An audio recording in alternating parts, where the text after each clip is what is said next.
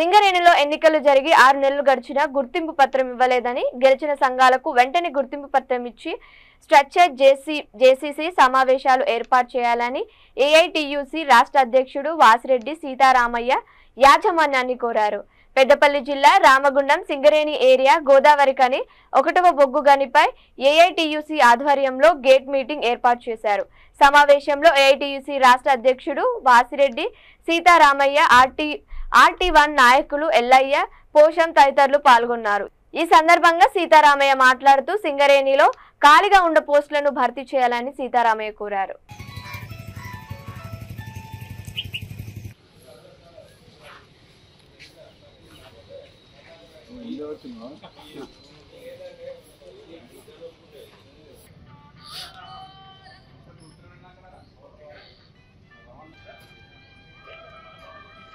అలాగే మన బ్రాంచ్ లెవెల్లో మన ఫిట్ లెవెల్లో ఏ నాయకులంతా శ్రమించి పోరాటాలు చేస్తూ ఆ సమస్యల పరిష్కారం కోసం మనం ఎప్పటికప్పుడు సమస్యలు మన డిమాండ్ పైన పెట్టాము.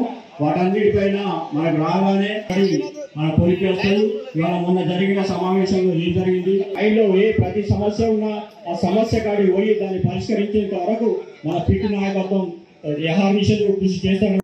ఇవన్నీ ఉన్నప్పటికైనా మేనేజ్మెంట్ వల్ల సరఫరా చేయనటువంటి పరిస్థితులలో నిజమాన్యాన్ని కార్మిక వర్గము పరిస్థితి ఉందని తెలియపరుస్తూ సింగరేణిలో గుర్తింపు కార్మిక సంఘం ఎన్నికలు జరిగి 6 నెలలైనా సింగరేణి యాజమాన్యం రాష్ట్ర ప్రభుత్వం ఇంతవరకు గుర్తింపు సంఘం పత్రాలు ఇవ్వకుండా రాజకీయం చేస్తూ ఉన్నారు.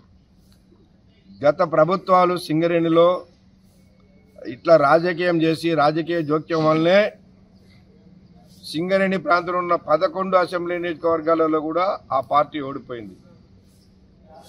మరి ఈ ప్రభుత్వమైనా సింగరేణిలో రాజకీయ జోక్యం లేకుండా ఏ కార్మిక సంఘాలు గెలిచినాయో ఆ కార్మిక సంఘాలు చట్ట పరిధిలో పనిచేసే విధంగా ఉండాలని మేము ఏఐటీసీగా డిమాండ్ చేస్తా ఉన్నాం. అట్లాగే సింగరేణిలో ఎన్నికలు జరిగిన తర్వాత ప్రధానంగా సింగరేణిలో కొత్త మైన్స్ రావాలని సింగరేణి యాజమాన్యాన్ని రాష్ట్ర ప్రభుత్వాన్ని మేము కోరాము. ఈ మధ్యకాలంలో తాడిచెర్ల 2 మైను దానికి పర్మిషన్ తీసుకురావడానికి, అట్లాగే మందమారి దగ్గర ఏదైతే శ్రావణపల్లి